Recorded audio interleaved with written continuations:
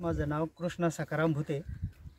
मी सर्वप्रथम सोयाबीन पेरली आणि सोयाबीन काढल्याच्यानंतर लगेच बगर मेहनत केल्याचं मका लावली आणि मका लावल्याच्यानंतर तीसुद्धा मका काढली आणि त्याच्यानंतर परत सोयाबीन पेरली। सोयाबीन पेरल्याच्यानंतर परत त्यावर डॉलर नावाचा हरभरा घेतला आणि आता हरभरा घेतल्याच्यानंतर परत सोयाबीन पेरली।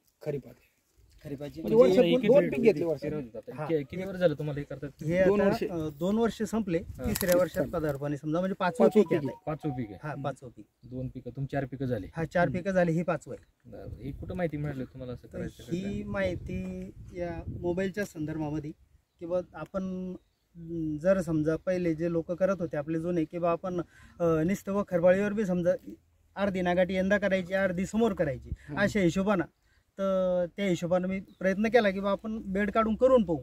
तर याच्यामध्ये खूप समजा चांगल्या पद्धतीनं अजिबात निंदाई न करता हे शेतच असं आहे की याच्यामध्ये अक्षरशः एकही बाई निंदायला कशाच स्वरूपात लागत नाही। आजही आपण 2 वर्षही ठेवलं तर डोळ्यासमोर एकही तणनाशक कोणतं पहिले स्ट्रॉंग आर्म आणि त्याच्यानंतर समजा शाखेत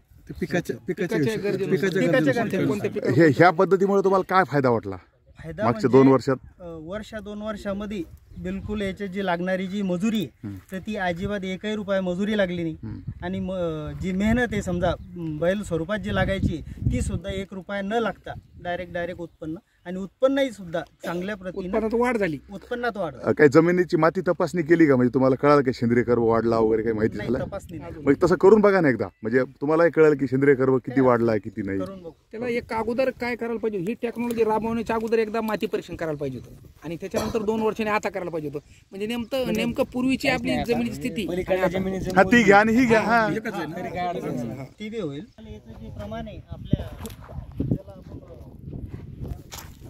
गांडुळाचं जे प्रमाण आहे ते जास्तपेक्षा या याच्यामध्ये दररोजही जर पाणी पडलं तुम्हाला याला डायरेक्ट पण अगोदरच्या वर्षी या शेतामध्ये 30 क्विंटल सोयाबीन 2.5 एकर होता आणि त्या 30 क्विंटलच्या शेतामध्ये 160 क्विंटल मका होता।